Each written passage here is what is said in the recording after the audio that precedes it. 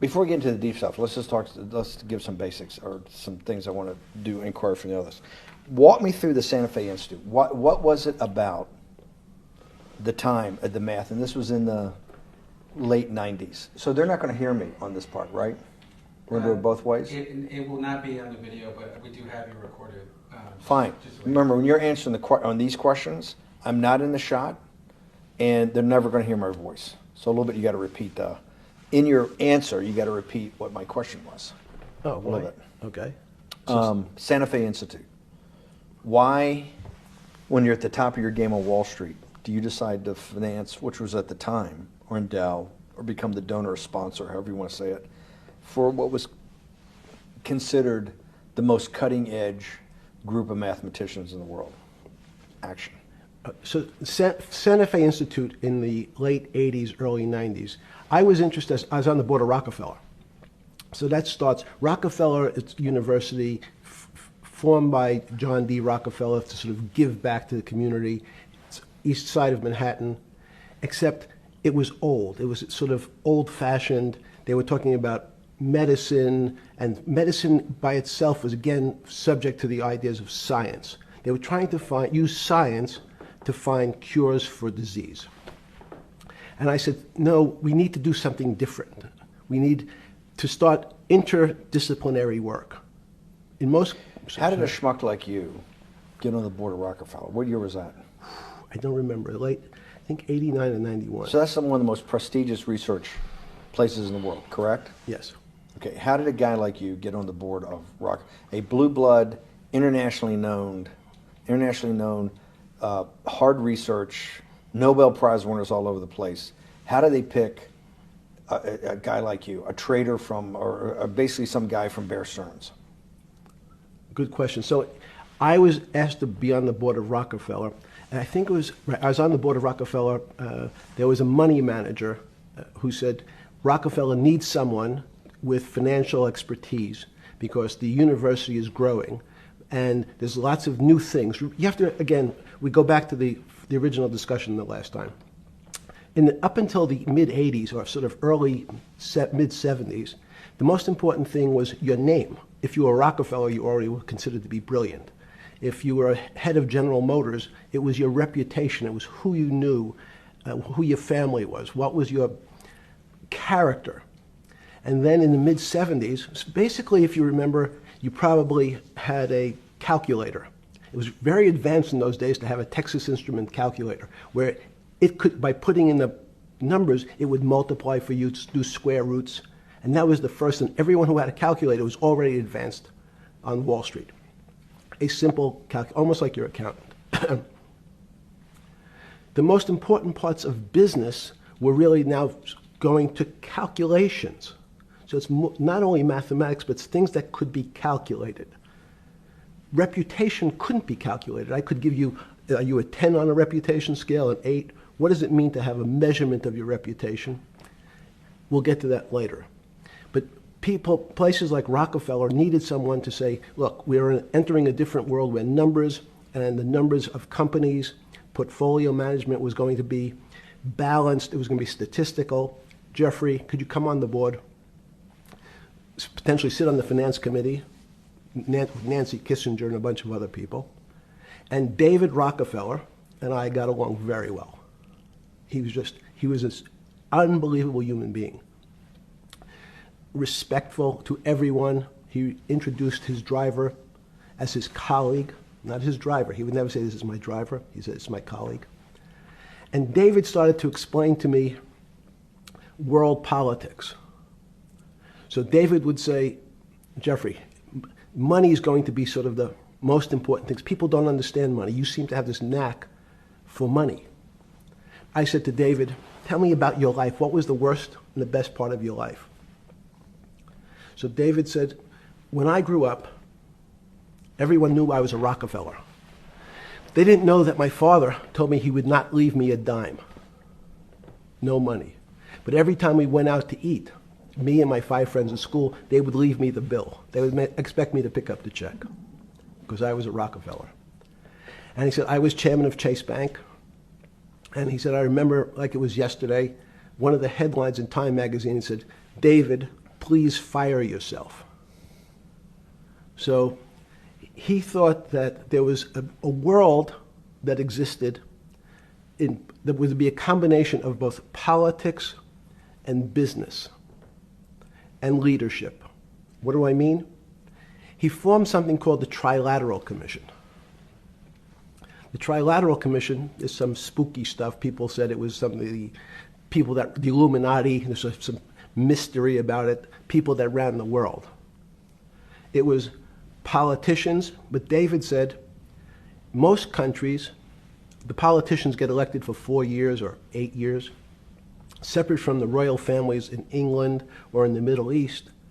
Someone's there for 4 years and then they're not there anymore. The most important people to have stability and consistency would be businessmen. So he formed this Trilateral Commission of businessmen and politicians from 3 major continents. So it was the North Americans, the Europeans, and the Asians. So he said to me, would you like to be on the Trilateral Commission? Now, I was 30 years old, 32 years old. I said, great. And he said, well, you have to fill out this application so they have your bio. And I looked at the list of people, and it was Bill Clinton, former president of the United States, Paul Volcker, every great leader in America, the Asians, the Japanese, and with a very long description of their history. And they asked me to fill in what I would like to have written. And I wrote Jeffrey Epstein, comma, just a good kid, which I thought was funny, nobody else did. So to answer your question, at that time I recognized around the world that monies and currencies were not really well understood. But again, it was only numbers. So numbers, and I'll get to the fact that it was bad thinking. Numbers are very good. Are most people that you meet, even on a Trilateral Commission, when you meet most people, do you find most leaders financially illiterate, economically illiterate? Most political leaders don't come out of a background of finance. Most political leaders come out of a background of being popular. So in some of the countries, in some of the African countries, for example, they might have been a military person. They were a general. In some of the African countries, they might have been a disc jockey. Or in our country, they would have been an actor. The knowledge of money they don't have an expertise, they have no degrees in finance. They really, and this is one of the major problems, their expertise, if they have any financial knowledge, is of their own checking account or bank account and filling in their own taxes.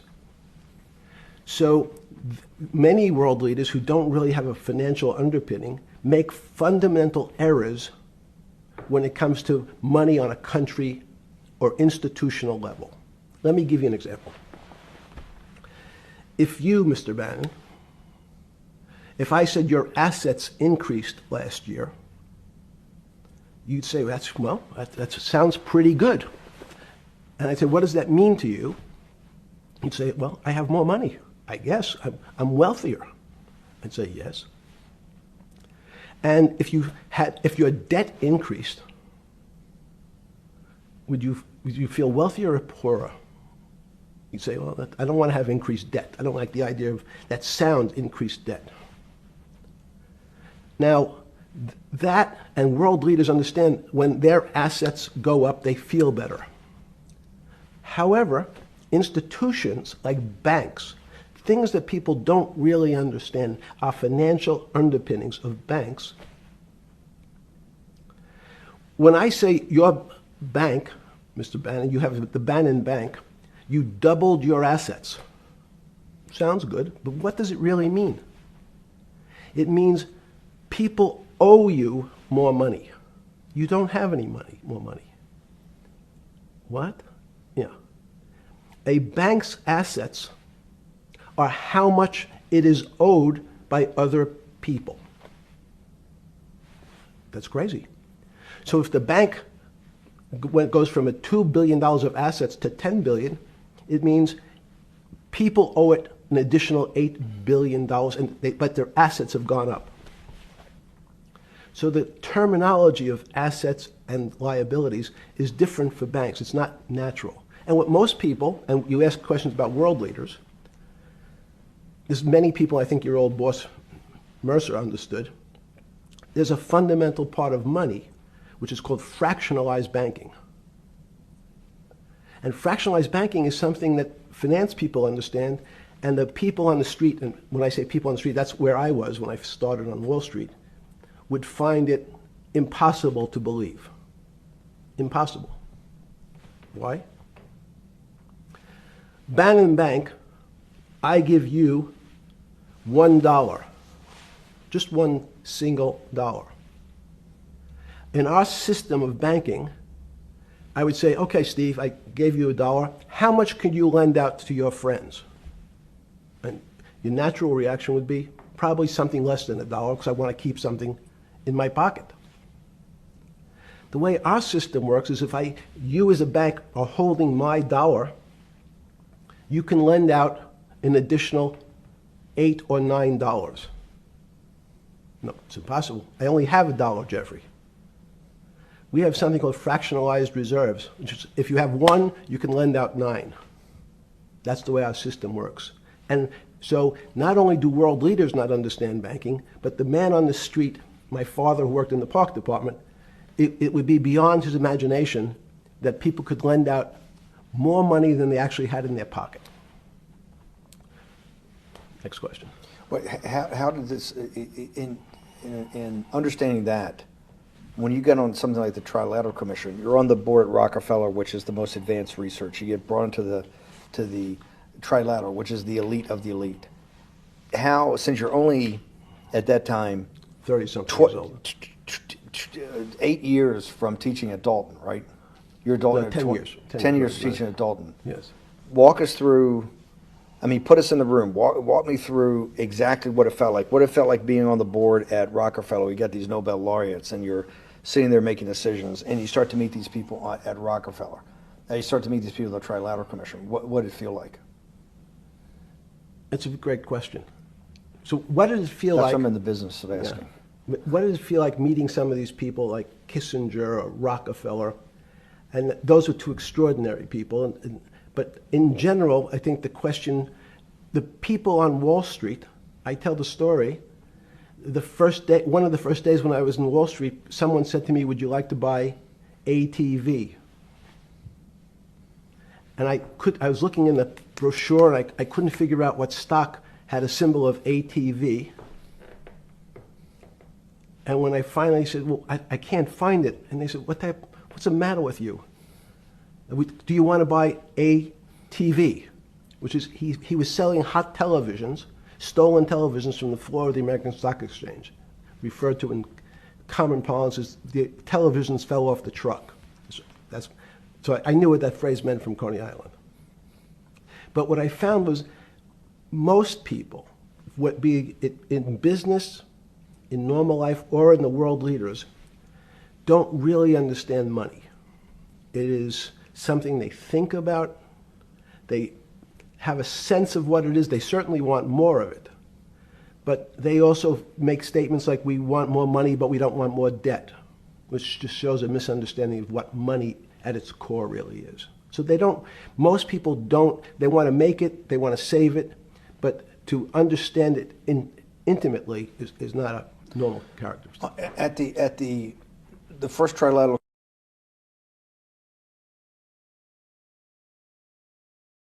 or something? Yeah, you're good. Just give me approximate. You joined the Trilateral I Commission. think it might be And we'll be able to show we'll pull down the chart of where your name was, but just give me roughly when it was. I think it could be 90. I don't remember. Okay. Let's Sorry. say early 90s. Yes. When you got on the Trilateral Commission and had do you remember where the first meeting was? It was in Tokyo. In Tokyo. And at what hotel? I would like to say the Hilton, but it's probably not.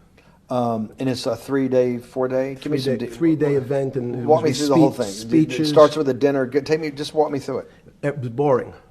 You couldn't possibly think it was boring. It's It bullshit. was boring. You had to be stars in your eyes. No. Did you fly over privately? Yes, but it wasn't my plane. So it didn't count? No. You fly over. Yes. And it was who were the first? Like when you first met those leaders, you had to be wowed. No. You're 10 years out of Coney Island. No, I'm not wowed by people of position. I'm wowed by people of great ideas. And I don't care if it's the bus driver. I don't care if it's the student I had who has teeth coming out in every These direction. guys have to have great ideas. They're the leaders of the three great continents of the world: North America, Europe, and Japan. No, many of these world leaders become world leaders because they're popular and they were able to get votes, or they were able to convince people to vote for them. I learned later. Many of them were just good at what they did in terms of politics. Remember, world leaders are politicians in general. They're not scientists, they're not intellectuals, they're not great thinkers, they're great politicians. At the first Trilateral Commission meeting that you remember in Tokyo, sometime in the early 90s, do you remember what were the big issues of the day that they were talking about, and what did you think about it? Yeah, in fact, it was funny because they were talking about inflation, and they were worried that what would happen, how do you control inflation? And as a mathematician, I didn't understand the concept. I don't understand the concept today.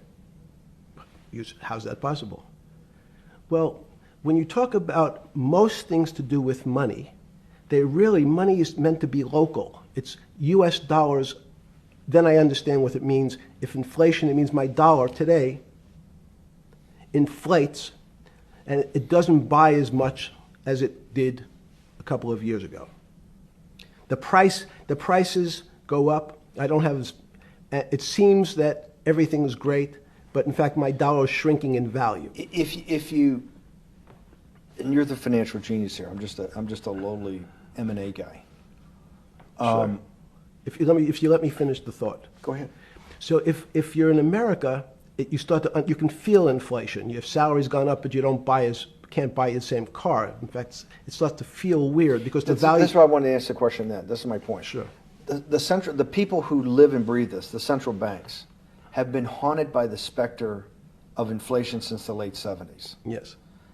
First off, tell our audience, how did that happen? The two great financial events in the 20th century, I'm not going to get to the 21st, were the Great Inflation in Europe after World War I, the Great Depression, the hyperinflation in Germany that led to the rise of Hitler, and then this inflation in the mid-70s. Before you go to explain inflation, why is the specter of inflation always the central thing in central bankers' minds? Because it goes back to the first concept I said, the weird concept of fractionalized reserves. The system is not well understood. And most systems, in fact, are not well understood. We don't know how our digestive system. Stop. This is impossible. This is impossible. The world banking system, the world currency system, the world monetary system has to be so well understood by the Greenspans of the world and the Bernankes of the world and you, right? The currency traders, the guys making billion-dollar bets every day. The legendary guy on Wall Street in the late 90s, Salomon Brothers. Lou Ranieri? No, the guy that wrote the money. Michael Lewis? Lars Poker? Yeah, Lars Poker. Who's that about? That great trader. Lou Ranieri. No, it wasn't Lou, the guy that ran the desk. That eventually ran the hedge fund that went long-term capital. Yes, I don't remember.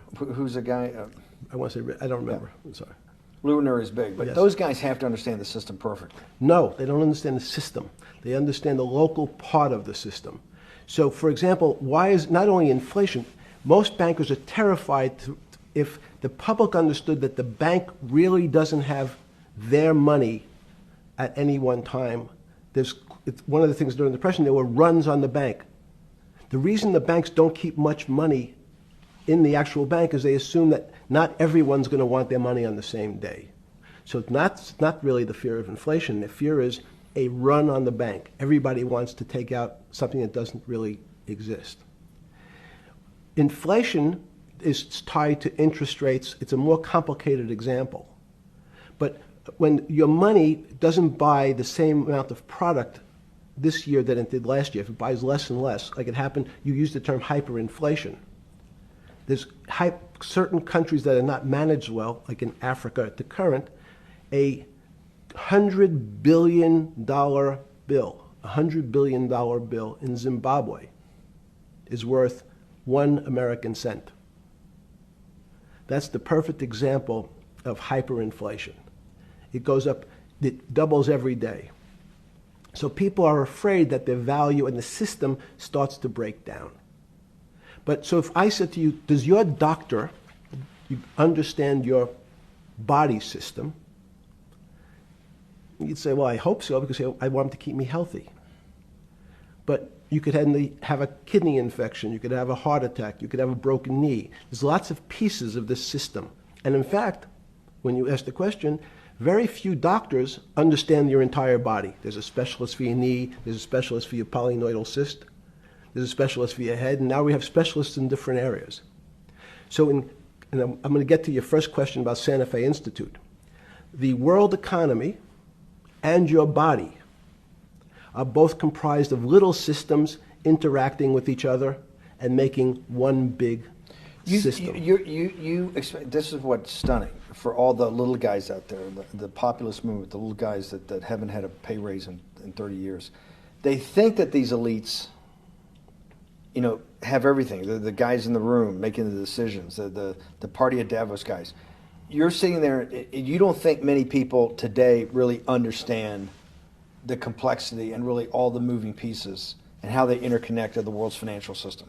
No, not only don't they understand the complexity, and that goes back to Santa Fe Institute was an attempt of trying to see if there was a way to mathematize, formularize, or algorithmically understand what the term complexity means. That goes back to the original question. Complex systems are complex by definition. But there's not necessarily, it's not one level of complexity. We might say, well, our fingers are complex, the movements, the muscles of our hands, but it's not as complex as the blood system. Now I have a circulatory system. I have systems on top of systems, so that there's no one group or person that really understands the way the body works. There's no one group that understands the way the financial systems work. You might understand U.S. bond market. Now, you've asked about the trader, long-term capital. That was a bond fund, very small part of this very complex system. So the goal of the Santa Fe Institute was to see, is there a way to get in, somehow understand how complex systems interact? Fast forward, Steve, to today, where Google and these other engine companies, the other tech companies, are trying to build artificial intelligence. The strangest thing that they've found, one of the strangest things, is that the systems that they design, this artificial intelligence, which a lot of people have heard about, is they design a bunch of systems. They're called neural nets. The term simply taken out of brain work, neurons in the brain. Nets because they actually look like a net. They put in some inputs. The computers work, spit out an answer. Sounds normal to you. It's because you're thinking about that calculator you had in 1976 on your desk. When you ask the person who designed the system, how did it come to that answer? How did your neural net, can you show me the calculations? They say, no, we don't know. We don't know how the thing we designed actually came up with that answer. That's pretty strange. They take the same neural net now and they put it in front of a video game. No learning, nothing. They said to the computer, they say, sit in front of your video game and learn how to play. It seems the computer learns better than any human in history, faster than any human in history, beats any human in history, but when you ask the designer how did it do it, no one knows. It just did it. So that's the first little touch of things that we already have gotten to a place where we don't understand it, and we built it. On Sunday afternoon, September 14th, 2008, where were you? Sorry? It was the night they put Lehman Brothers in bankruptcy in London. I was in jail. Seriously. Yes. So the financial crisis of 2008 happened when you were in jail? Yes. Oh, this is going to be so amazing. This is going to be so amazing. I take it you didn't have your Wall Street Journal dropped off to you in the morning, your Financial Times. No. How did you hear about because I want I forgot about this, but yes. I'm trying to get, this is going to be amazing. This is, let's go back and do that again. Sunday afternoon, because I want to find out about people, the geniuses understanding the complexity of the financial system. Because I think the best example we have is the financial crisis, the crash of 2008. Sunday afternoon, September 14th, I think it was, 2008, is when they were working feverishly in Midtown Manhattan at the Lehman Brothers offices and at various law firms around town, and with the Secretary of Treasury in the Federal Reserve, what they're going to do with Lehman. They decided they weren't going to save it. And so they prepared to put it into bankruptcy at the open of the market in London the next day. How did you hear about what was going to happen to Lehman Brothers, and what did you immediately think when you heard they was going to be put into bankruptcy? I'm glad you asked that question. I was in solitary confinement September 14th. And again, some of the public stories about the wonderful time I had in jail and my work release, which didn't come till months after. I'd been there since June in an 8x10 cell with a bed in the back, a 6-foot bed in the back, a chrome sink with a toilet attached to it, and a little piece of metal sticking out that was supposed to act as a table. Now, since I was in jail, there were no books. Why? There's no library. No library, but you're in jail. No, I was in jail, not prison. So in jail, I was in a place what's called the Special Housing Unit, which is for the roughest, toughest, meanest people. They had put me there, they said, for my own protection. So I was in a 8x10 cell with a little slit in the door where they would serve my food on a tray about 9 inches by 4 inches. And then as soon as I finished eating, they would take the tray and close it down. And one of the guards said, do you understand there's Wall Street's crashing. I'm worried about my pension fund. What should I do? And I said, sorry, Wall Street's crashing? What's happened? And he said, there's some crisis and some companies are going bankrupt. I said, are you sure? And he said, yeah, it's all over the papers. We're all terrified we're going to lose our life savings because we have either a 401k or our pension funds. We don't know anything about money. Mr. Epstein, can you tell us, like, what's going on? Am I going to be able to afford my children's education? Am I going to be bankrupt like this company called Lehman Brothers? And there's another company in the front page today called Bear Stearns.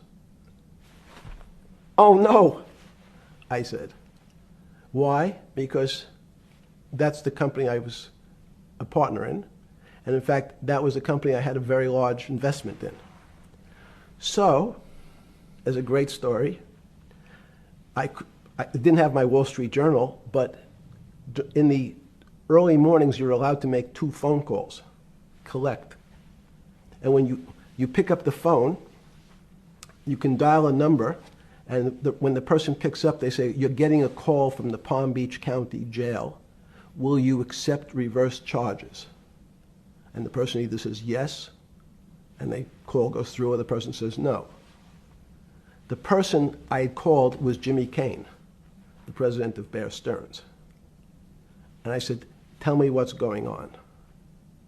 And so that my knowledge of the financial crisis happened with Jimmy, who was at the center of the storm, telling me about what Lehman had gone under, and they were trying to figure out a way, should they bail out Bear Stearns? Did it strike you at the time of the mess you had made of your life to be in a situation that you're one of the greatest financial minds in the world, looked at by world leaders and asked your thinking by the most prominent and important people in the world, and here you are in solitary confinement. You got to make a collect call to somebody. Did it strike you at the time how all the threads of your life had come together and put you in a position, or you had put yourself in that position? No. So it never struck you when you had to make one of your 50% of your collect calls that day, you call the president or the head of the CEO of Bear Stearns.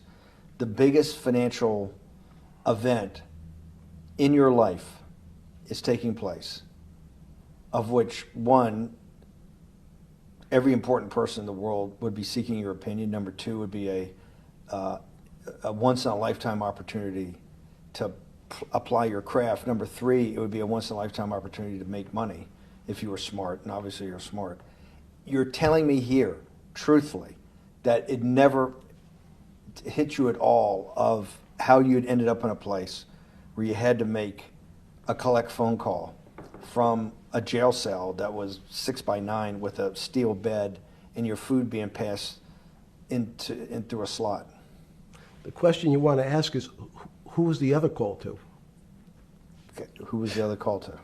The other call was to my friend at J.P. Morgan, who was then, I didn't know it at the time, trying to buy Bear Stearns. So at one point, I had two phones. It was difficult because they're afraid people are going to hang themselves with the phone cord. So they don't actually come together and they're pretty short. So I was actually going between two phones talking to Bear Stearns and J.P. Morgan at the same time. So I found it amusing. And it never struck you about how to end up in a situation like this? No, that would be probably means I would be too self-aware. You can't possibly expect me to believe this. I know. I don't believe it. You're telling me that during that day, you never had a moment.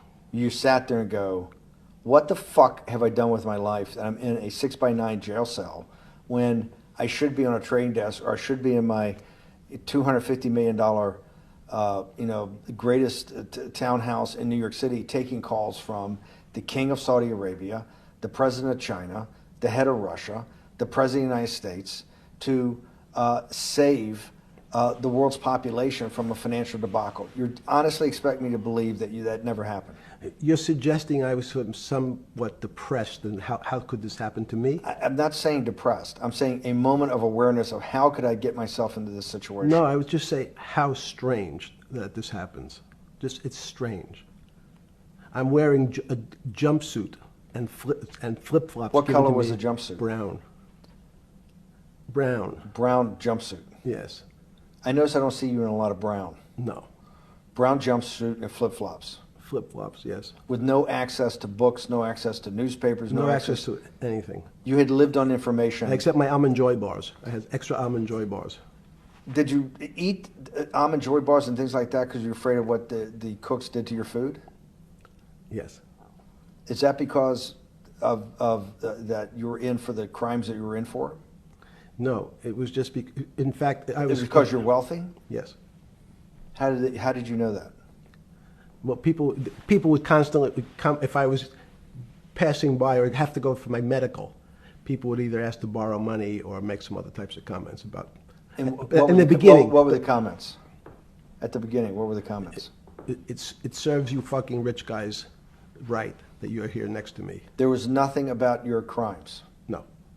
So all this rumor you hear all the time about people in prison that commit the type of crimes you commit, you're saying in your personal thing is not true. No.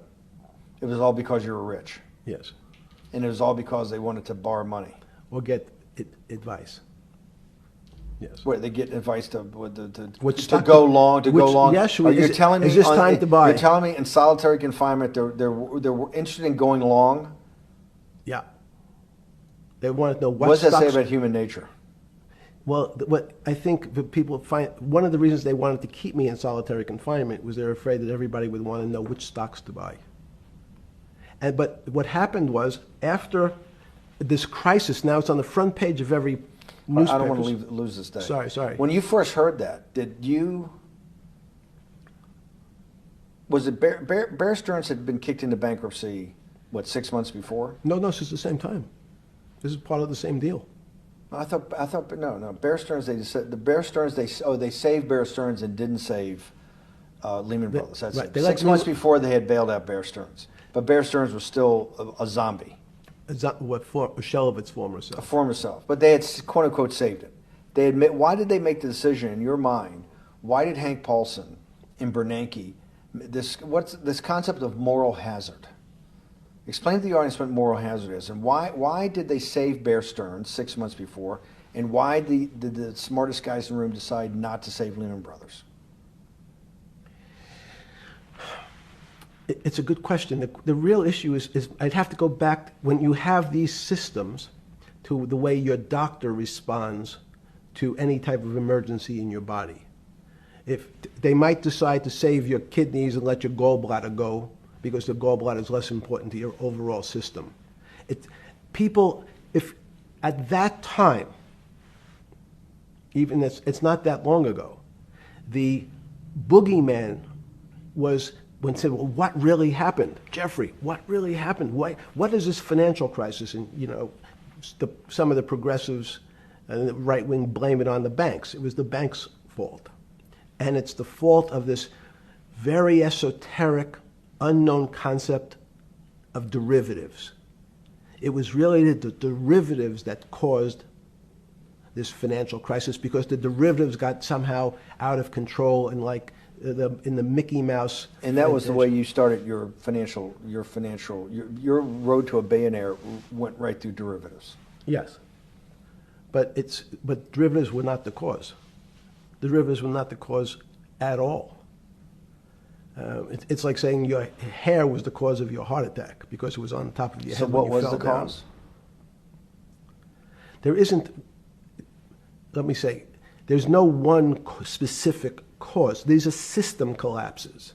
So many times when they have to make your death certificate, when you say, well, what did he die from? They'll say heart failure. But if you say, what was the cause of his heart failure? Well, he had low blood pressure, his sugar was high, he was diabetic, he had all these other problems.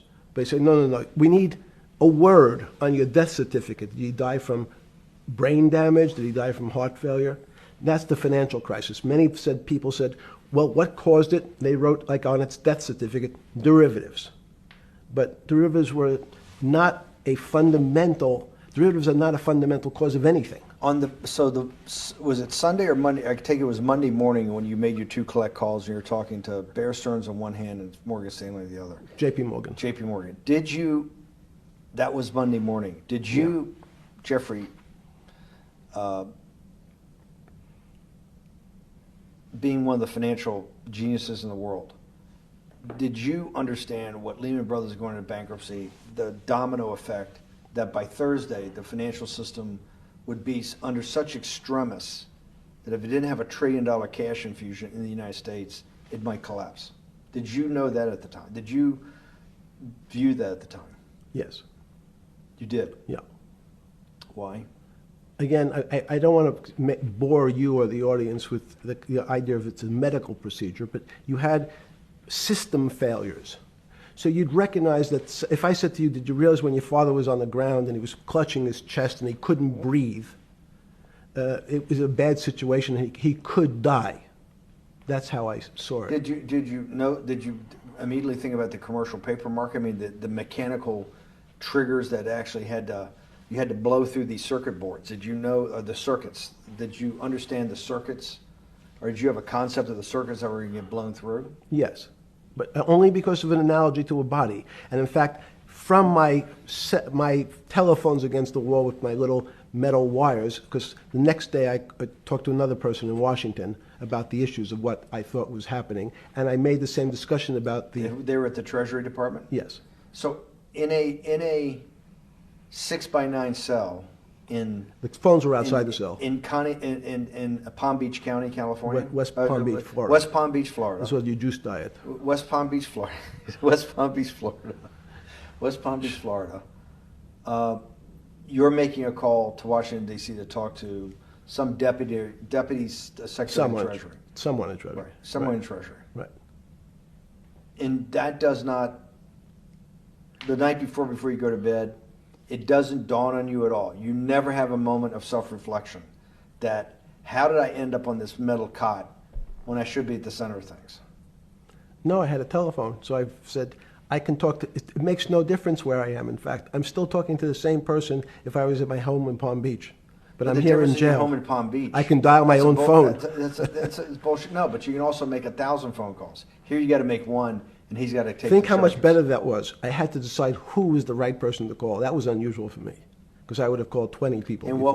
what was the advice you gave? I said, you have a sick patient, and it's very much like a sick patient in the emergency room. You can't think about it like your car. People in normal walks of life think about money and things as a machine. And unfortunately, so if your car breaks, cars are always easy to fix.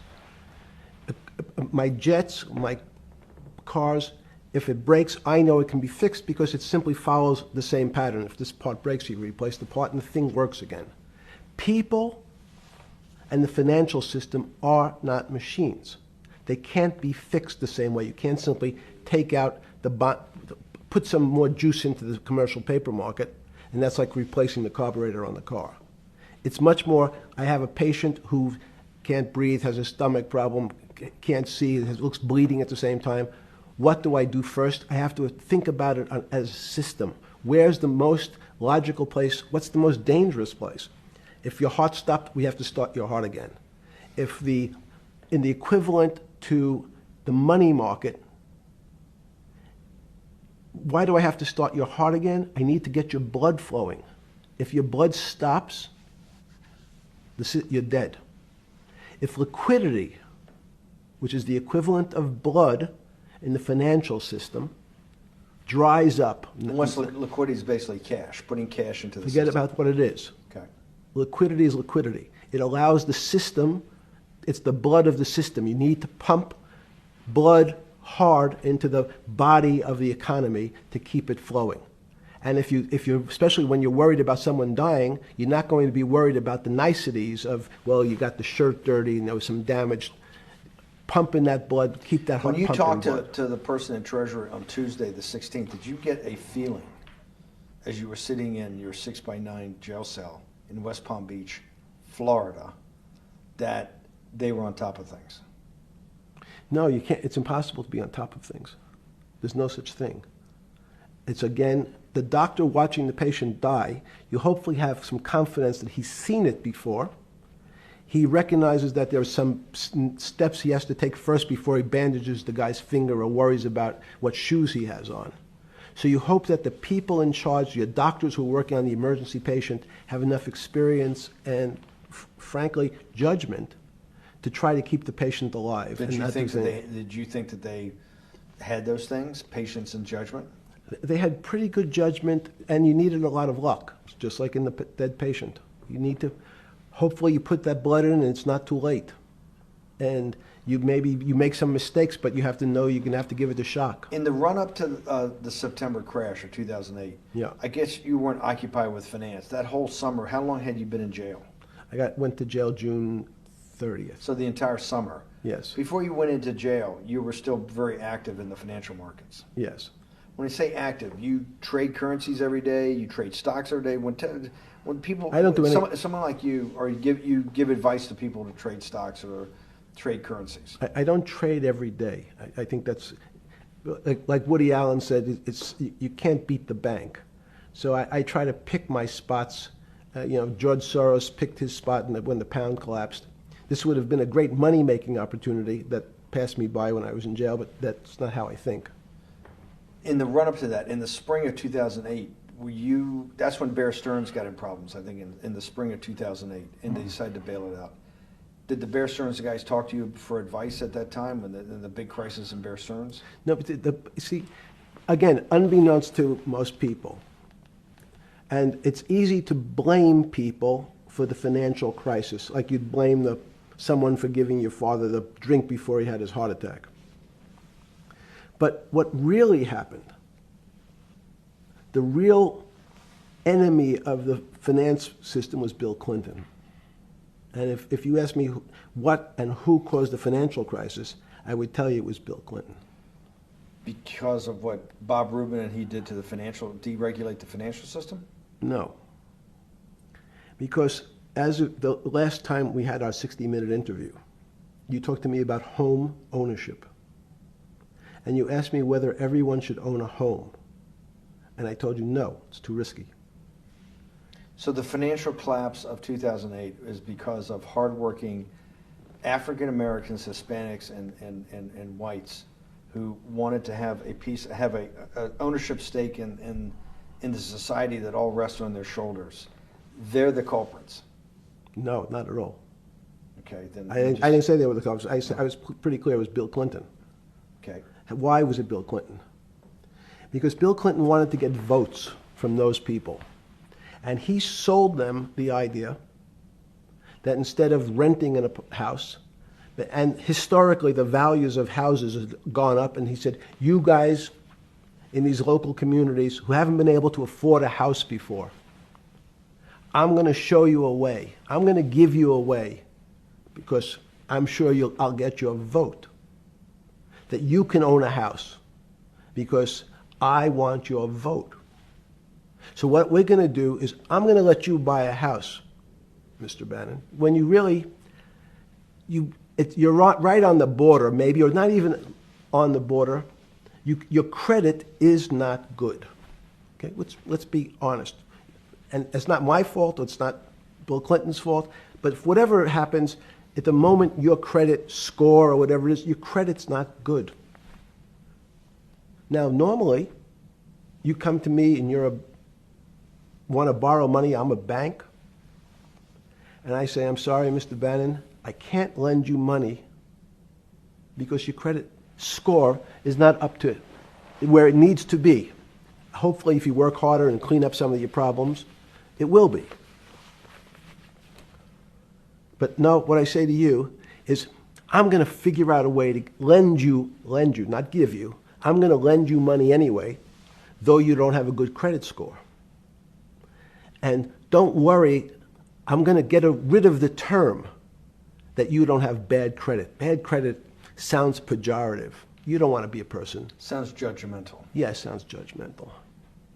So what we're going to do is we're going to call your credit situation subprime. Oh, nobody knows what that means. Subprime. That means prime is good credit. Subprime is not good credit, less than good credit. So we'll call it something that people really won't follow, and we'll tell you what. We're going to have people lend you money, though you are a subprime borrower, and I will figure out some government agencies to guarantee your loan, though I don't think you're a good risk. So the banks say, no, no, no, we don't want, initially, the bank said, sorry, this is too risky, Mr. President, for us. We're in the business of managing risk. It's not our money. It's the hard-working people's money sitting in our bank. We can't lend to people whose credit is not prime. You're asking us to lend to people who are subprime. And he says, here's the key, if you don't, Mr. Bannon, I'm going to make sure the Justice Department charges you with discriminatory lending because you refuse to lend to my subprimers. In business terms, you should never lend to. But what we'll do is I'm going to form an agency called Fannie Mae and Ginnie Mae, just another agency names. They'll guarantee your loan. So don't worry. Don't worry. You don't have to pay it back anymore. Even though and maybe you don't even have to work as hard anymore. That's probably a harsh statement, but these players, these two big firms, Fannie Mae, will guarantee the fact that that bank will receive its money. Now, the bank says, wow, best deal in history. I refused to lend to Mr. Bannon, but now he has the big brother, his Uncle Sam. He went to his Uncle Sam, and Uncle Sam says, I'm guaranteeing it. The bank says, I want everybody. Give me as many people as you can give me, because Uncle Sam is the best credit in the world. Not only it's the United States government. We'll take it all. We'll take as much subprime as we can handle. because it's the best investment for the moment. It's a strange investment because it has politics that has inserted its way into the numbers. Politics doesn't belong in the markets, but now we're going to have, I want the votes, we'll make guarantees that you who can't get a house normally will be able to get a house from the bank. The bank says, this is the best deal in history. We will package 100, 300, 1,000 of you subprimers, and we'll sell it off to somebody else. And the whole system becomes mired in subprime mortgages. That's becomes the What do issue. you mean mired? There's just too much supply. It's a supply-demand problem. You get too much supply. No, it's a very good question. What does too much supply mean? Well, then you get to people, go back to your first question to me, government leaders. Government leaders know if they're good, and they can do mathematics, they can balance their checkbooks. So certain people in Congress said, well, how do you value these subprime mortgages? The banks say, we've been valuing them the same way we've always valued them for the past 20 years. The accounting firms, there's something in this country called GAAP accounting, which is a standard type of accounting. And we account for them the same way we've always accounted for them. If we paid $1,000 for your mortgage last night, when we put it on our books today, we're going to say its value is $1,000. It makes sense. I paid for it what's its value? It's $1,000. That's what I paid for it last night. No. The Congress people said, that's not really a good answer, you know. That doesn't give us confidence that you know what you're doing. Because what happens if you have to sell it tomorrow morning? Something's happened and you have to sell it. Remember, there's kinds of stress tests. Would you be able to value it at what you paid for it the day before? And Wall Street says, that's not the way you can think about this. This is crazy. We always value things at the cost from the day before. And they changed the accounting method, in essence, to say not what it was worth yesterday, but if I have to sell, what would it be worth?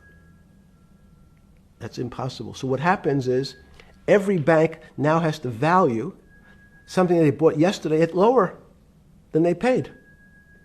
Never before in 20 years did they have to do this. So something they bought at 1,000, on their books was 1,000, is now 990. That starts to, you asked the question about what did I start to think about. Something's 1,000 and 990, this person now has to value it at 980. When did you first start to get nervous? Understanding Bill Clinton in all this. Did you change glasses? Yes. Okay. I changed shirt. I saw that black. Are you okay with the... Yeah, great. I think we're going to have all kinds of changes. I'm experimenting. Yeah. Okay. When did you get a feeling? Did you ever anticipate, before it happened, something like 2008 could happen? No. How could that be? Because it's the word, I can beat it to death, is that it's very much like would I anticipate I'll have a heart attack tomorrow? Unlikely. Was 2008 a heart attack or a stroke? Debilitating? It's a better, it was both. But why was it both? Because in fact, as I said, the blood was getting dried up in the system, and the head, which is sort of the central bank, wasn't working. So to some extent, it was a combination. It was a crisis. Did you see that building up over time?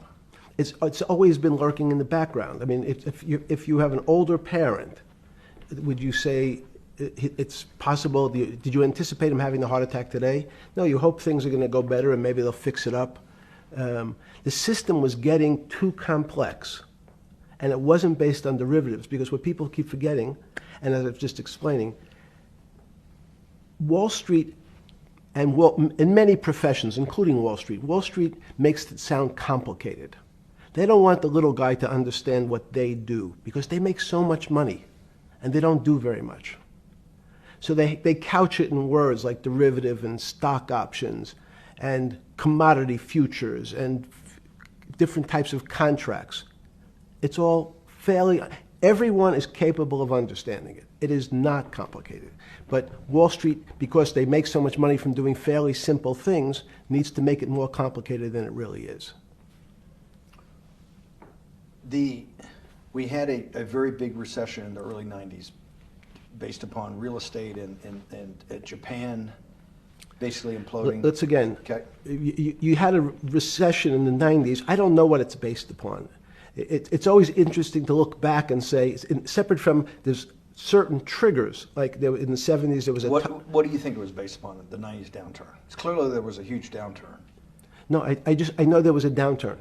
That's what I know for sure. That's a fact. That's all.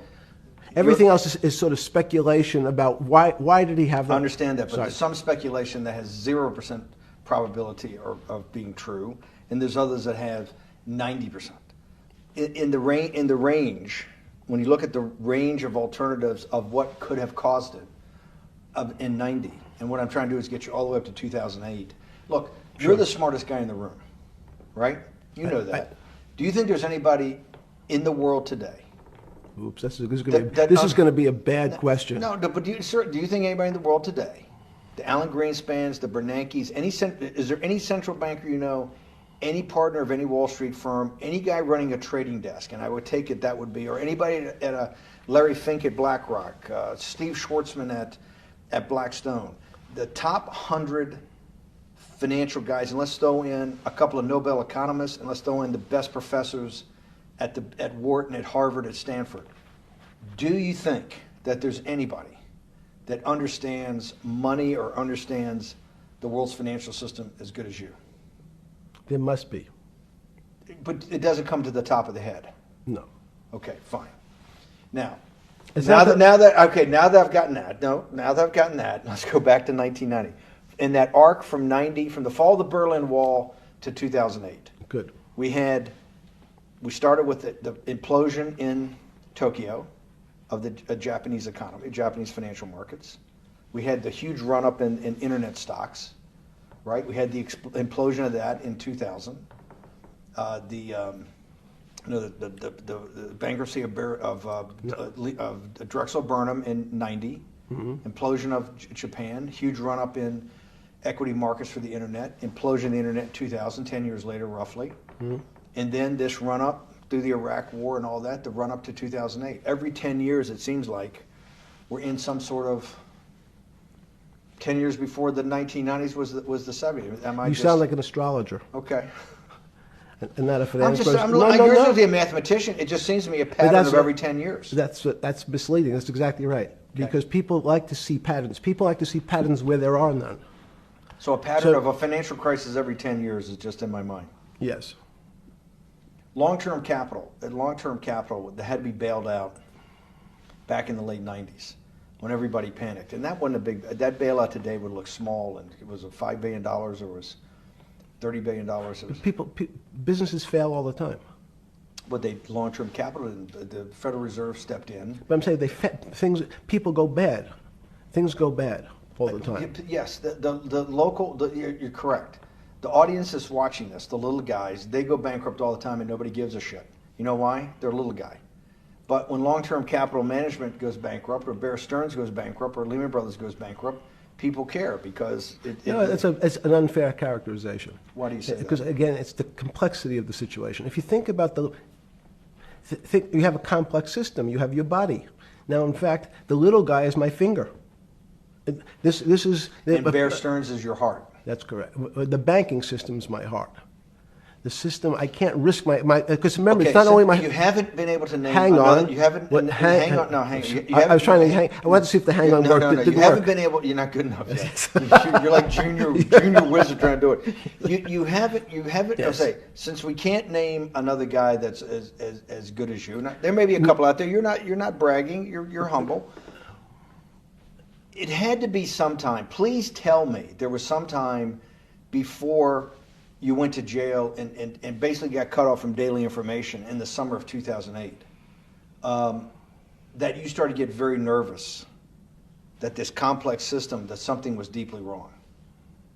Okay, first, let's go back. When I say no one understands the system better than I do, it doesn't mean I You always understand. sound like a doctor. You're afraid he's going to get sued for giving a thing. Yes, you're not, no. gonna, you're No, not no, taking no. on any liability. There's no contingent liability here for Yeah, your no, answers. no. But the word understand is the problem. Okay. I don't understand the system.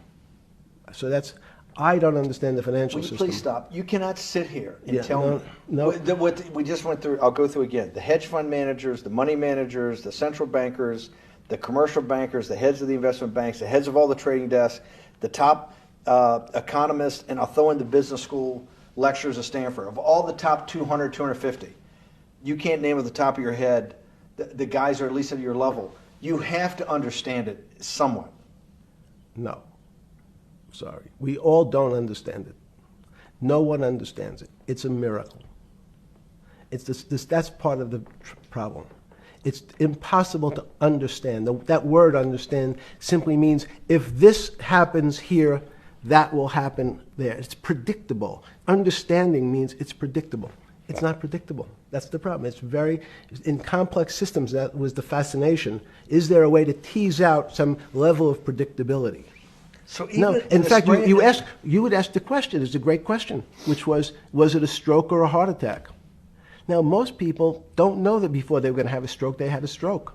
They just have a stroke. Do they understand why? In hindsight, you go back and you can make lots of explanations. It might sound good. And if you're talking to the working man, you're using language that he'll never understand. It's complex. So he, just like going to his doctor, he says he has a gastrointestinal problem, he has diverticulitis, as opposed to saying, you had a stomach ache, you ate bad food. People don't like to say it in normal, everyman terms. The system had a stroke, and we don't know why. But you just, okay. Hardworking people, and there's a great social benefit, would you not agree, with having people having ownership in the system? When you say ownership in the system, it doesn't mean... Let's start over. Okay. So flip Sorry. over your phone too, because Yes. I don't want anyone to see Yes. on your phone. So maybe flip it down or something. Yeah. Yeah, who knows what the fuck comes up with that phone? That's correct. We don't want to send you. KSA. I can't not believe I've got the magic moment when you're in fucking prison or jail, wherever the fuck it is, It's in crazy. solitary. Now, there's a funny part to that we missed, which is So said... go ahead, tell it. The funny part is what you asked me... Is there anything funnier than that? No, For black humor, I don't make any black comments. Sorry. You asked me what I was wearing. That's right. You're too wrapped up in the Me Too movement. Yes. So I was wearing a brown jumper and a brown pair of pants given to me by the jail with the word trustee on the back. Because you had qualified to be a trustee? Well, the funny part was it was spelled Trusty. So I wasn't really sure. I'd been a trustee in many different operations, but it was the first time it was actually printed on my back and spelled incorrectly.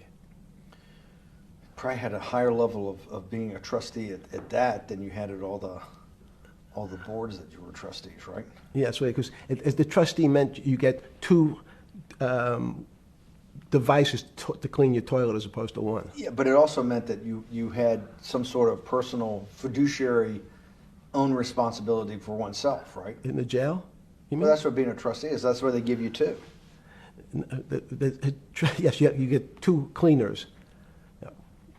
I was a trustee in the jail because I was able to teach some of the kids to help them get their GED. So that's how they gave me a trustee job. There's no time. I got to go back to this because I'm like a dog with a bone in this thing. Yes. You can't. There's something deeply fucked up with you. At least something. Well, we know there are things deeply fucked up with this. You will get through in this film, Right. but you cannot possibly sit there, knowing that you came from nowhere, knowing that you went to the very top of what is considered outside of science and maybe physics, the thing people most admire because it's like alchemy, understanding high finance. To sit there in what will be the defining financial crisis of our time, like Black Friday and or Black Yes. Monday, whatever it was, in the Great Depression, and be there at that exact moment, triggered in part by a firm that you used to be a partner in and knew intimately well, and it created much of your initial net worth because of, and know that you couldn't, someone who lives on a phone, right? Yes. Because you do live on a phone, right? Correct. You had to make just 2 collect calls. You cannot tell me sometime during that day you did not have that conversation with yourself of how the fuck did I do this to myself to put myself in West Palm Beach in a 6x9 cell with a metal fucking bed with a brown shirt that said Trusty spelled wrong. So did I find it amazing that I was there? That's a Not better- amazing, and I don't want to say it's not Nope. funny. Oh, I thought I wasn't funny. Right. But Not I- amazing. no, it was incredible. Incredible in what way? This- Incredible like, how do I do this to myself? No. It's as incredible as me sitting here in this house. They are both just 2 sides of the coin. That's how I think about it. That my life today is incredible. Do you consider yourself a stoic? No. I consider myself a hermit. Stoics are not very happy. Being a hermit then, being in that 6x9 cell, being in the cell qua the cell was not the problem, right? Correct. What was the problem? Eating the almond joy bars. Because you couldn't eat the food. No, right. And but remember, my life is. Did that ever strike you that I can't eat the food because somebody might have done something to it? I gotta live off an almond joy bar, 1 a day or 2 a day or whatever. How many ever sneak in a day? No sneaking in. Your 1 almond joy bar, it did not hit you at some time? How the fuck did I do this? No.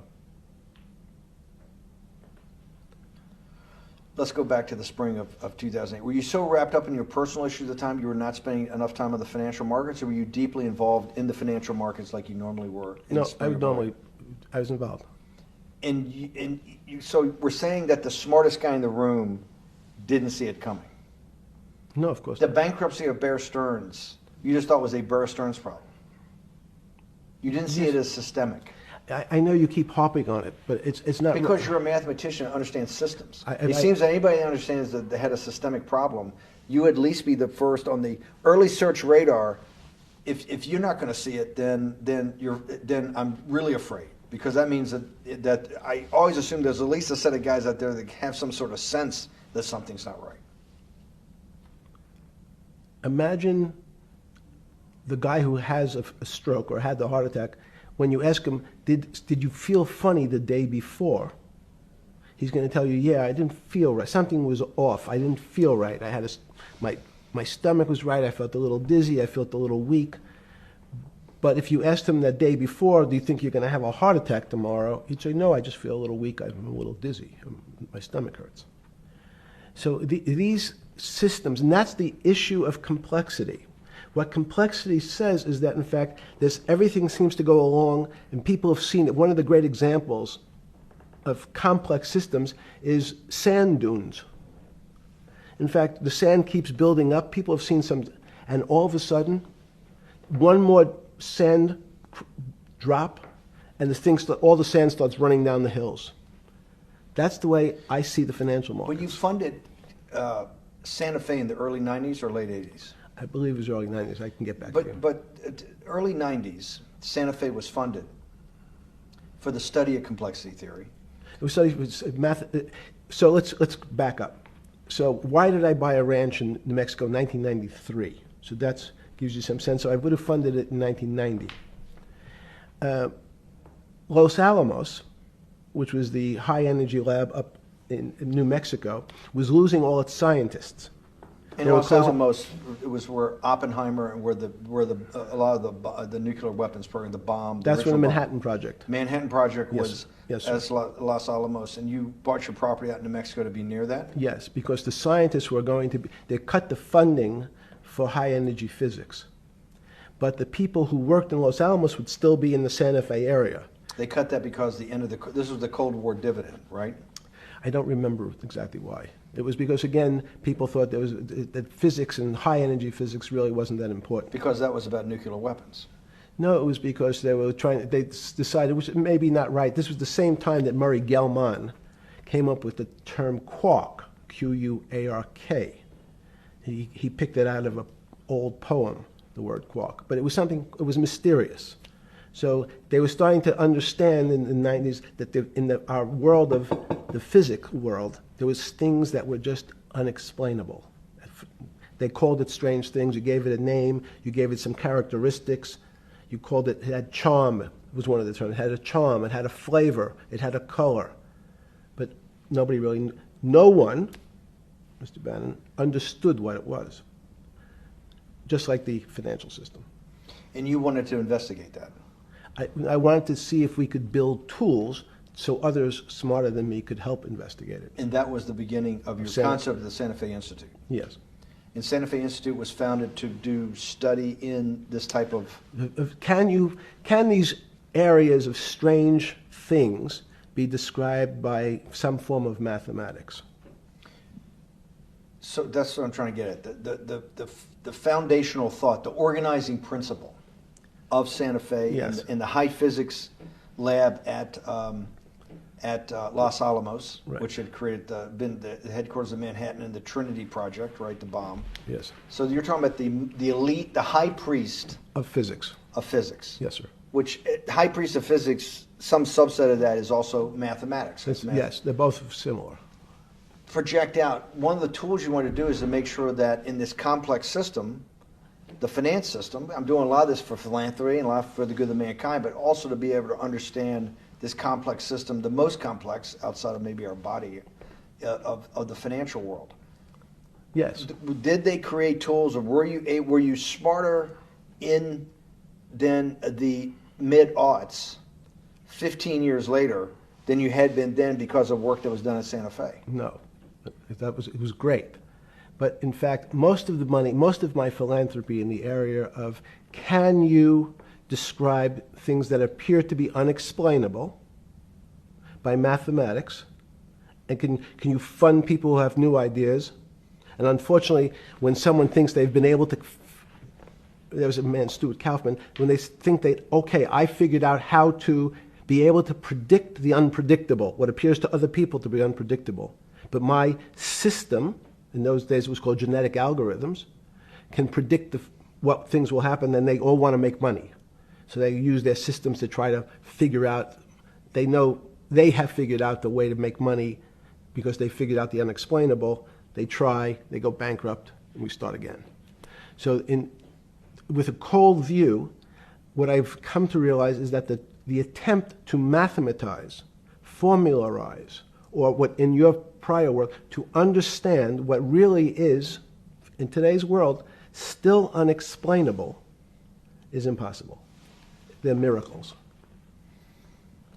Your first head of Santa Fe was Christopher Langdon, I think. Langdon from Australia. But Murray Gell-Mann was Murray Gell-Mann was the funder. He was the rock. Yes, he was the rock. He was a Nobel Prize winner? Yes. Yes, and a wonderful guy. He came out and helped us with the Biosphere 2 project. He came with Chris Langdon. Yeah. Chris Langdon was the operator, the day-to-day guy. Chris was doing artificial life. Right. Murray tried to lead his own artificial life. Yes. When Chris came to Biosphere 2 for the first big conference we had in 1994, he was one of the most impressive guys there among all the world's elite. Kew Gardens, the Lawrence Livermore Lab, the labs at Sandia, all the major universities, Lamont Doherty, all the big Earth observatories, Woods Hole. What set Langdon apart, I thought, and the reason I invited Santa Fe to be part of it, was Langdon actually made a presentation that everything, and he was making this to scientists, a lot of marine biologists, a lot of people that are just beginning, Wally Broker and people who were just beginning the study of climate change, at that time called global warming, that he made this compelling presentation that everything's really mathematics. Yes. It's all just back to math. And you have to, all these experiments you do, you're not, one of the reasons they're not considered by the high priest in physics as being real experiments is that they don't have a mathematical basis to it, and everything has a mathematical basis to it. Langdon seemed like a radical visionary. What happened to that concept? You go back 350 years. So you have Isaac Newton, you have Leibniz. Move forward, you have people like Heisenberg and Gödel, and what every one of those mathematicians and philosophers came to understand is that there's numbers can describe certain things, approximate certain things. But in fact, trying to put measurements and numbers on other things that are really unexplainable is folly. 300 years ago, they said that unexplainable realm was God. And people who attempted, in fact, to explain the unexplainable, who said, yes, I understand the unexplainable, were charlatans, they were the occults, they were the astrologers, they were the con men. Alchemist. Yes. Well, no, alchemist was, in fact, they believed that there was a way to transmute one metal into another. In fact, they always wanted to see if they can create gold. There's no reason, if you think about it, they recognize that one metal is different than another metal because it has some additional pieces to it. It has additional neutrons or protons or electrons. So because they thought it was a machine, they believed it was a machine, if I can take 5 protons and add 5, that gives me 10, I should be able to get gold. Move everything around inside these systems, the molecules transmute one molecule into another, and if this molecule I've transmuted it into is gold, I'm a rich man. It's back to money. But there's something strange happens. Isaac Newton says, this is really weird. If I want to push a ball on the table, I have to touch it. Maybe I have to blow on it. But I actually have to push one side of the ball or the book to move that side. I'm pushing here, and obviously this thing is what appears to us humans to be solid, so it moves as one thing. But the only way to get something to move was to touch it or put a force against it. Okay, seems to make sense. Everybody has that experience. I want to lift a glass, I lift it. If I want to push a ball, I push it. If I want to pull a ball, I pull it. But he recognized when the ball fell off the table, it went in a different direction. How's that possible? Nobody pushed the ball down. And he said, this is crazy. Why did the ball go down? I didn't push it. I just let it go. So someone's pushing the ball, because I know that I am confident that the only thing that gets something to move is with a force that pushes. So there's a force that's pushing the ball down. In fact, he called it gravity. He measured how fast it was pulled, but never was able to explain why it happened. How is it? What is gravity? It's this. Everybody says, well, why did the ball fall to the ground? Because gravity took it. But what's gravity? That's, as Feynman would say, that's the name of the thing. We have no idea what it is. This goes to Santa Fe. They were trying to explain the unexplainable. Can we measure? Can we figure out a way to predict the stock markets using these types of chaos complexity? Before we get there, let's walk back through it. Let's go back to Newton. Sure. Pre-Newton and then Newton. What did Newton solve that for millennia up to Newton had not been solved? And then I want to go forward all the way to Santa Fe and what they were trying to solve. Let's start with just 2 or 3 of the basic guys, but let's go with Newton. What pre-Newton it was what, and then why is Newton such a genius? In such a in the, I think mathematically they told me one time, I've seen there's been 115 billion people roughly that have lived on the earth. And of that 115 billion, Newton. Are you sure that's a number? That sounds a lot very high. We only have 7 now. I think in the history of the earth, I think I'll pull up the stat for you, but I think it's 115 billion people. They figure that probably is inflation. That's why you have lived on Earth. But he's one of the handful of the most important. What did he solve for? Why is he so important for how we live today? And then we want to go through Leibniz and the other 2 or 3 other major ones to get us to Santa Fe. Well, it's a long journey. This is the heart of what we're trying to do. Let me take a bit of a detour just a second. What if you went to high school and the last year in your high school, you took calculus? So Isaac Newton sort of invents calculus. Well, that sounds invents, mathematicians. To torture seniors in high school before they graduate. Yes, but obviously, no. Yes, the answer is yes. Certain people could never do calculus. Why is that? Why is calculus so? Why is that the dividing line between, to me, people who can handle that and can go on to do certain things, and people just hit the wall, even if they know math? It seems to me that there's that calculus is the thing that changes. It bridges. That's because it's about the theory of change and the theory of how things change. It's a great question. But in fact, what calculus does is it's somewhat philosophical. That's why mathematics Newton wasn't a mathematician, he was called a geometer. That's what they used to call themselves. They understood geometry and numbers. But there's an old conundrum where it says, during Pythagoras' days, Zeno's paradox it's called, where they said, well, if the wall is 2 feet away from me, and I take one step that's halfway to the wall, that'll be 1 foot away. And if I take another step that's half again, that'll be half a foot away, and then a quarter of a foot. I could walk forever but never touch the wall. Doesn't sound realistic, doesn't make any sense in our real lives of the physical. But what Newton understood is many problems were like that.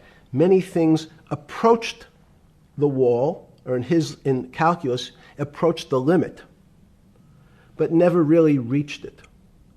So he said, it's okay, you don't have to reach it. We can do lots of the mathematics as if it was so close, it was almost there. And we could do lots of mathematics almost being at the limit. And this is really important, Steve, for today. Because most of the science up until today was things that are starting to approach the limit. You were taught in high school that if you had 1 divided by 0, if you remember your high school algebra, you were told, what's the answer to that? Is there an answer to 1 divided by 0? No, if you were in high school, I'd say, stay away from it. It's the boogeyman. You could write it down as it's undefined. It's not able to be determined. There's a bunch of things. But in fact, 1 divided by 0 is a strange things happen. It's a world of the strange. And what I'll explain to you after is that when you get 1 divided by 0, you get into a world we don't know what happens. The answer is it's not explainable. We can call it things like undetermined. We can have a convention to say it's X, Y, or Z. But in real life, we don't know what happens when you are actually at the limit. So Newton thought the same concept is that the limits were God. You got close to God, but you could never be God. He had this sort of religious interpretation. Okay, I want to go back to Newton. Why is Newton such a big dividing line in mankind's history? What is it about Newton? What is it about what he's trying to solve? What did they not know beforehand? And because we live to a degree in a Newtonian universe, although I realized later subparticle atomic physics, but at least for a while it was Newtonian. So what's the dividing line? Why is he so important? Why is he an inflection point in mankind's movement from the swamp to the stars? It's a great question. Stars was by Kepler. What Newton starts to allow us to do is to make accurate predictions. Remember that we've talked about that with money, about the things in our physical world, how cars, but he didn't have cars, how horse carriages moved, how bowling balls moved, how pool cues and pool table balls. Had people tried to solve that before Newton? Tried it? Heraclitus or Plotinus, Pythagoras, had these greats that we hear about, had they tried to solve the same problem? Not the same problem. They tried to again, what Pythagoras does, he starts to figure out this relationships in triangles. For example, everyone knows the a squared plus b squared is equal to c squared. That Pythagorean theorem, which is basically says these shapes in a triangle, each side of the triangle has a fixed relationship with the other two sides. That's strange.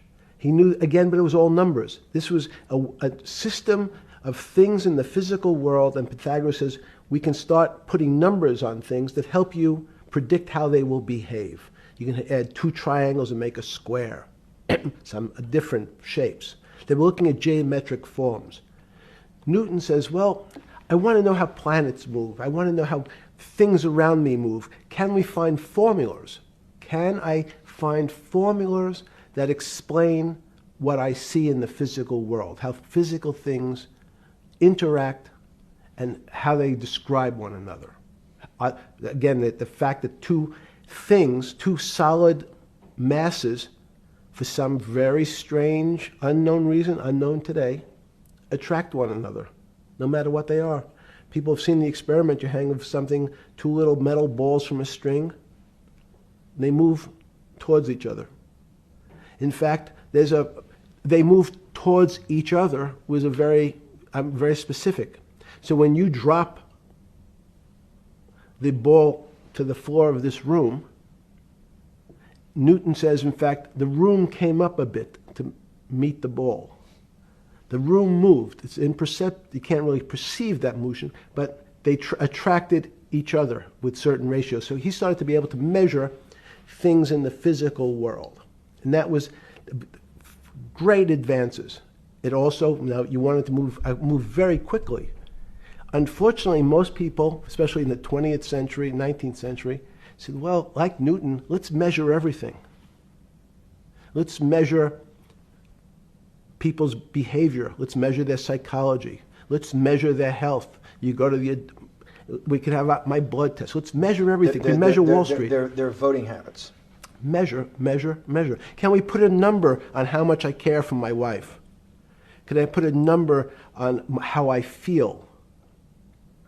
And we tried, unfortunately, we try to mathematize the finer things in life, and then recognize that there's things that unfortunately just fall outside.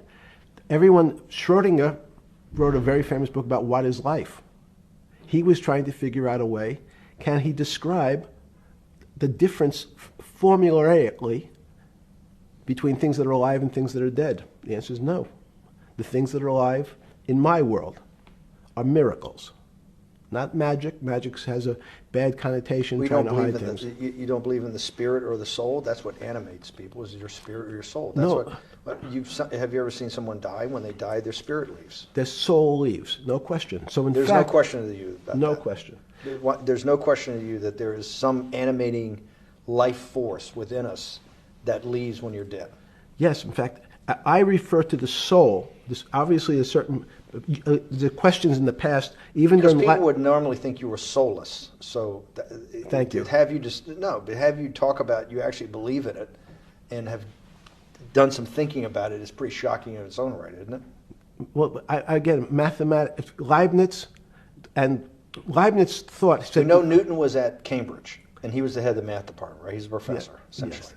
But Leibniz, was Leibniz a German professor? Yes, but what Leibniz said is the soul is so strange because God took chemicals, which is simply the material, like tables, and he somehow made this material able to have a thought.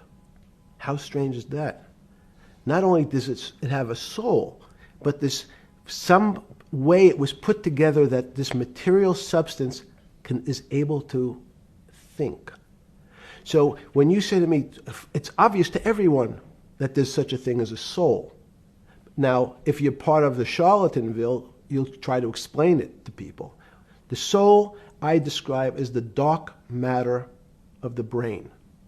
Why is it dark matter? Because in high energy physics nowadays you hear terms of dark matter, dark energy.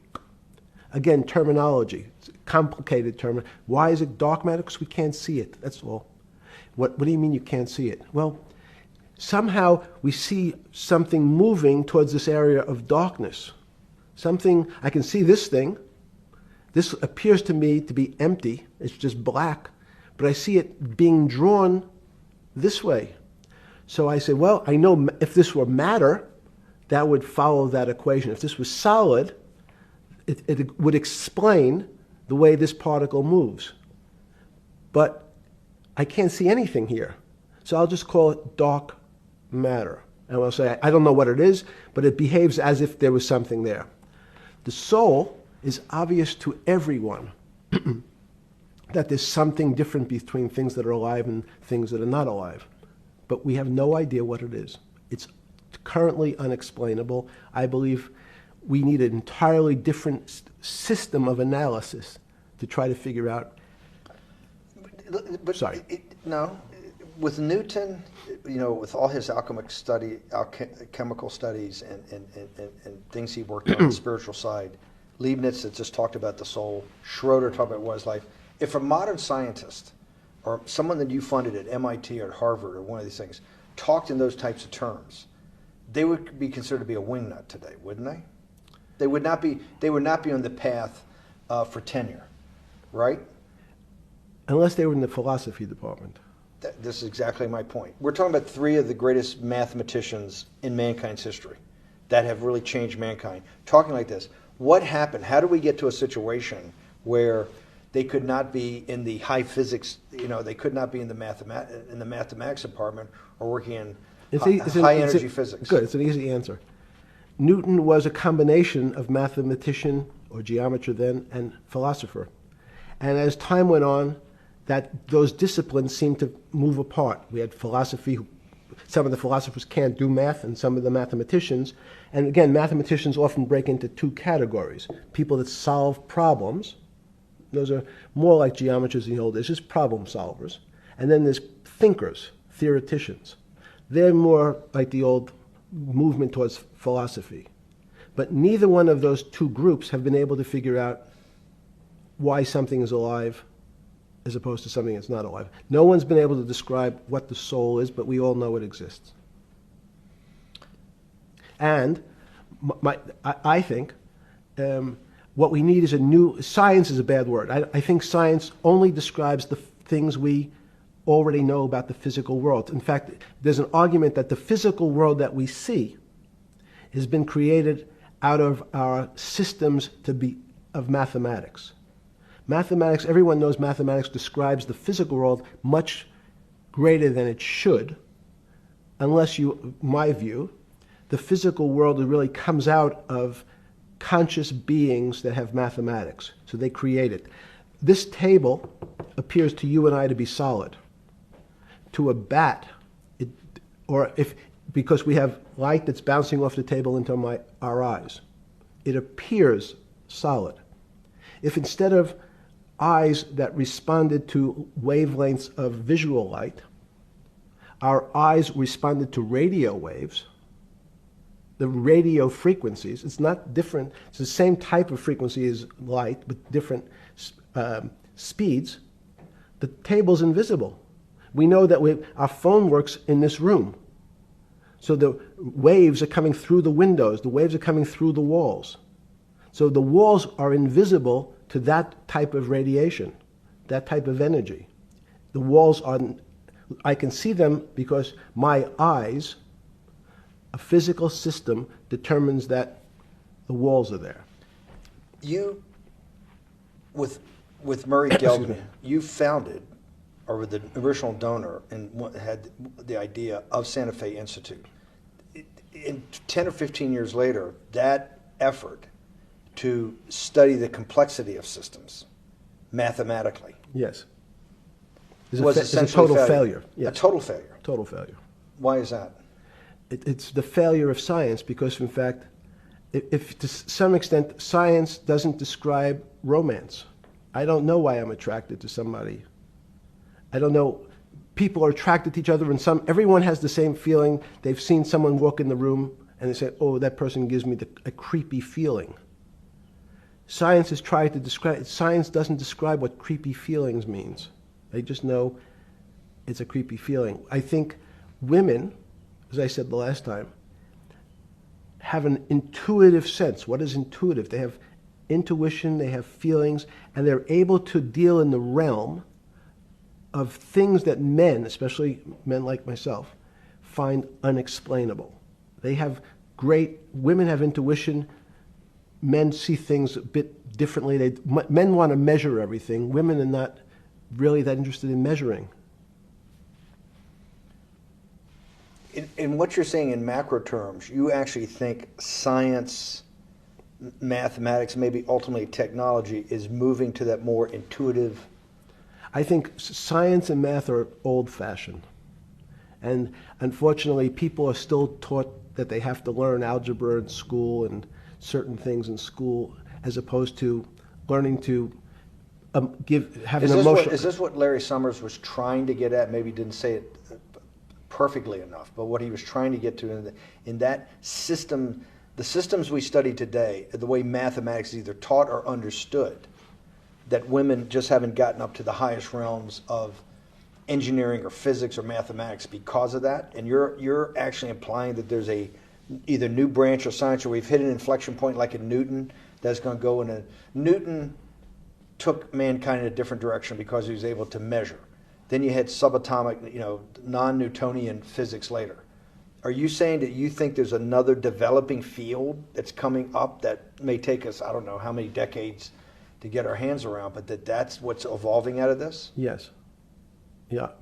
In fact, I think that mathematics, it's not the end of science. Every year someone says it's the end of, we can't discover everything. There's lots to discover with relationship to the physical world, but we know a lot already.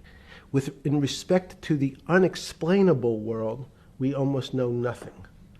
Women, again, sense it. And instead of Larry Summers, I won't digress too much, but Howard Gardner early on said, there's not one form of intelligence. It's not mathematical intelligence. There's emotional intelligence. There's kinesthetic intelligence. There's this argument that I reject that black people are less intelligent than white people. It's not true. We know, for example, that if I was in the forest and I had to run from the lion or figure out a way not to be eaten, and my competition is a local African, I'm the one who's getting eaten because they have the intelligence to deal with their local environment. So it's just different. It's not better, it's not worse, but there's many differences amongst different types of people. And so people have different intelligences, and they excel in some intelligences usually, and less so in others. When did it come to, because the world of high finance is a world of pure reason, or is it a lot of emotion and gut checks and on trading desk and central banks when these decisions get made? Is it that high church, like the high church of science of high energy physics, or is it as much emotion that comes in as much as the mathematics and the reason? It's a great question. I think if you talk to really experienced and successful traders and you ask them how they know what's going on, they can't give you an answer. They don't know. They feel it. They can feel the way the market's moving. They can feel the way the stock's moving. And that these are not very well-defined terms. It's difficult to put in mathematics terms, how did I feel it? You could look back and make guesses what I was seeing. But great traders feel it and then act on their feelings. That's the difference. Many people feel it but are afraid because they want a mathematical justification before they take that next step. When you first got on the trading desk at Bear Stearns in the late 70s or mid 70s, were you shocked by how little actual understanding of mathematics that the traders comprehended? Yeah, well, again, we had a Texas Instrument calculator. Most stockbrokers, especially before 1975, if they were good stockbrokers, could add. That's about it. They could multiply. If you could multiply, you were already in the top 15% of stockbrokers. Stockbrokers simply meant there's a story. When I went to the first person, I had no money. And I said, how much money do you make a year? And he said, $400,000. I said, impossible. I'm making $10,000. That's probably more than your family had made in its entire Life. existence. Yes.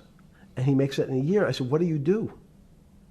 And he said, it's too complicated for you to understand, which is what the main thrust of Wall Street people, they want to tell you it's too complicated. Because if you understood that that person was simply, he had a brother-in-law, in fact, in this case, who ran the pension fund at General Motors. His brother-in-law would call him and say, buy 1,000 IBM. He'd hang up the phone, he'd write it out on a ticket and walk it to a window. That was his entire skill set. Hello, write what my brother-in-law says, walk it to a ticket window. Give me an example when you were on the trading desk in the early days of Bear Stearns of a time that you felt either complete uncertainty or you saw total panic, where people, something was happening that people couldn't foretell and that they were like in an airplane cockpit where it's going wrong. Walk us through that. In 1978, I think it was, across the news wires, there had been a collapse of the currency in Thailand. On the other side of the world, had no relationship to me. I wasn't sure where Thailand was. But the fact that a currency, a country's money, had all of a sudden dropped tremendously in value, affected the rest of the world's markets. And people panicked because they'd never seen that before. A very small part of a very complex system had a shock throughout the whole system. So prices on Park Avenue apartments, the bond markets, the stock markets, every started to gyrate. You know, there's an old mathematics expression that if a butterfly wings in Mexico make the wrong turn, it spins out, and eventually, by the time it gets to Canada, it turns into a tornado. So these are part of complex systems. So yeah, Wall Street in certain parts. Santa Fe Institute was supposed to actually come up with a formula for that, for the butterfly wings. Why in 15 years did you reach the end of at least that experiment? Every attempt to, that's why it's so exciting now, because I think certain people are starting to realize that there's so many things that are unexplainable that we have to think about them differently. Music is a great example. It's a common man's example. You know, when you hear a certain song, it makes you feel a certain way. How does it do that? We don't know. We can't mathematize it. And even that music, Steve, nowadays we compress music. When you have a violin, it's compressed onto your iPhone. So what does compression mean? I'm taking lots of information and I'm cutting it into lots of pieces and squishing it together. And when I squish it or compress it, I have to take out lots of pieces, but I say that they're not very important pieces. It's those pieces that we take out when we compress data, to me, are the most interesting parts of life. You just said a while ago, part of this new search for science may go back to when people were actually talking about a soul, and you said there's no doubt in your mind that there is a soul. Describe for me what you mean by that. What do you mean by soul? What do you mean soul different than the physical analog body that we're seeing on film right now? It's difficult to describe in words. I mean, I'm not a poet. Poems get a little closer to what that really means. But even the concept of what is life becomes complicated when you deal with plants and seeds. Is a seed alive? I don't know. Certain people would say, no, it's dead.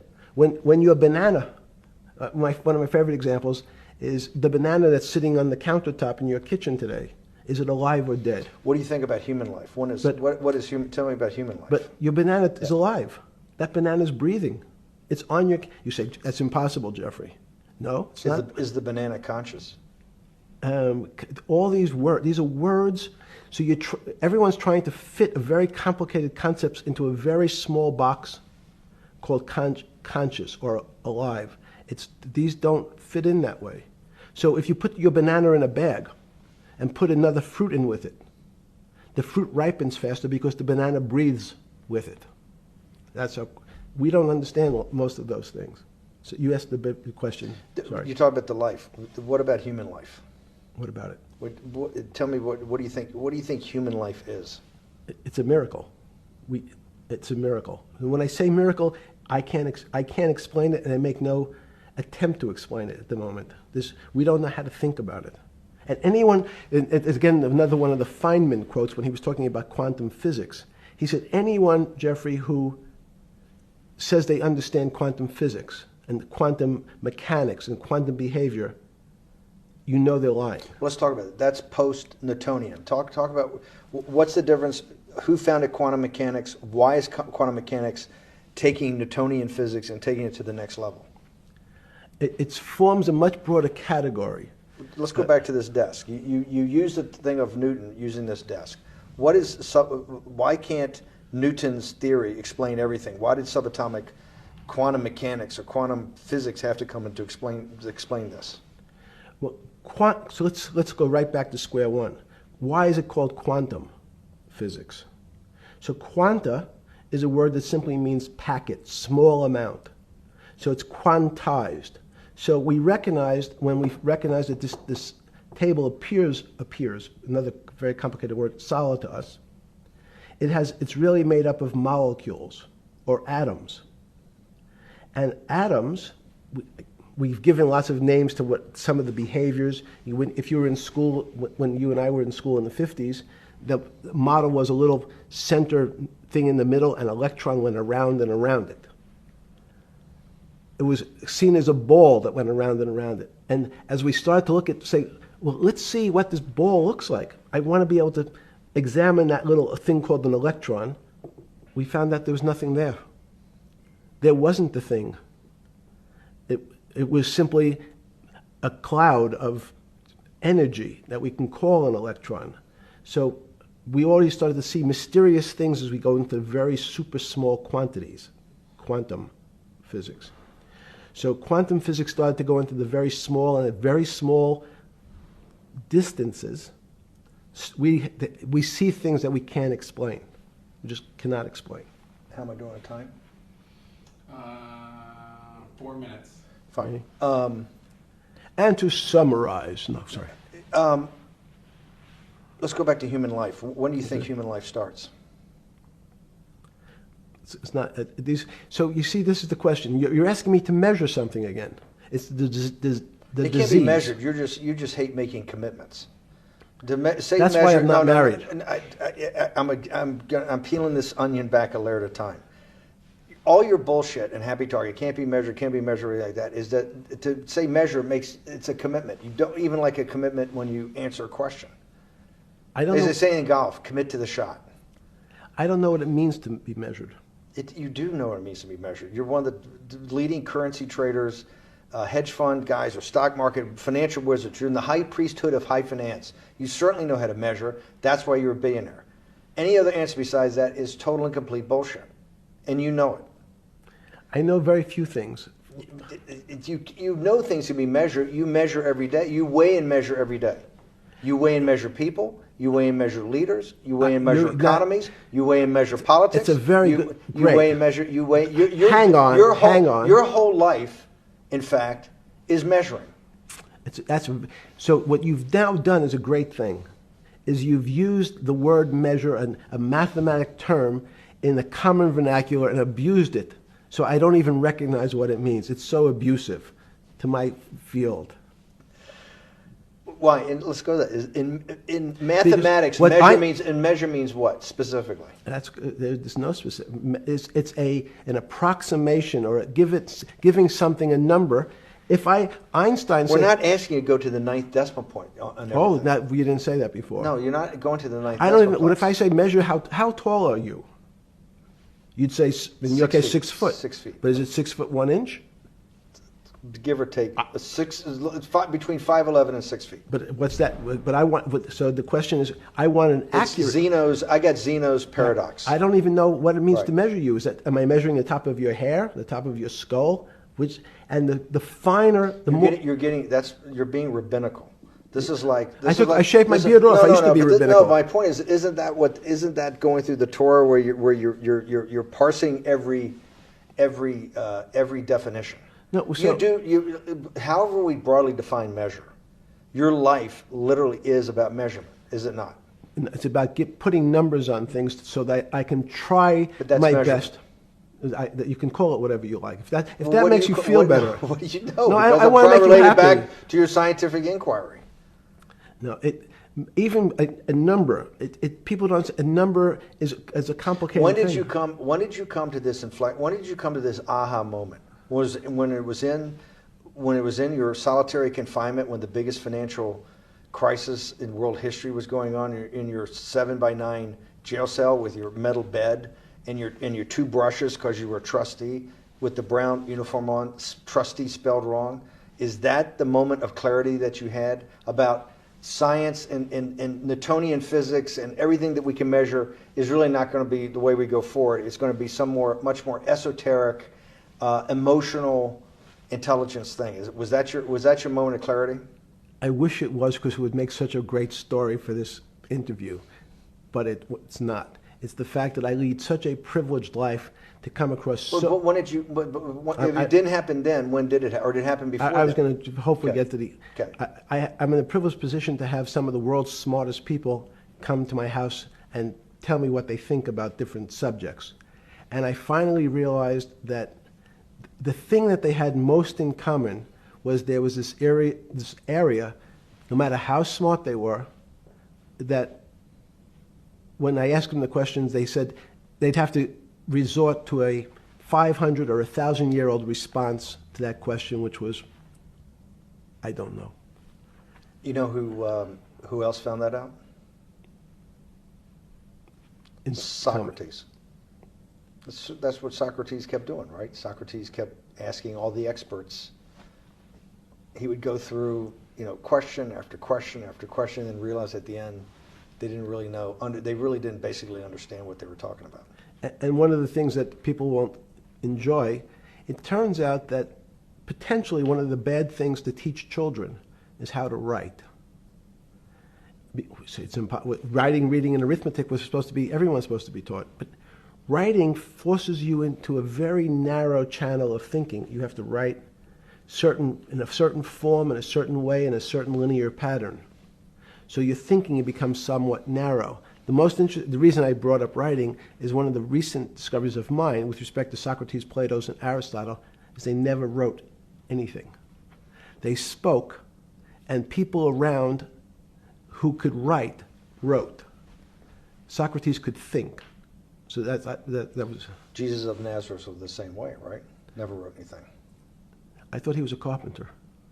He was a carpenter. Didn't he need like a little carpenter's tonight? I don't get that. But at least his written record. Right. One last thing. Sure. Thank you for having me to your house.